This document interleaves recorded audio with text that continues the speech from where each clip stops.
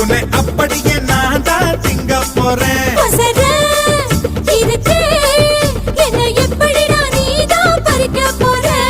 அணிலாக மாறினான் அழகாக தாவினான் அங்கங்க உன்னை கடிக்க போறேன்.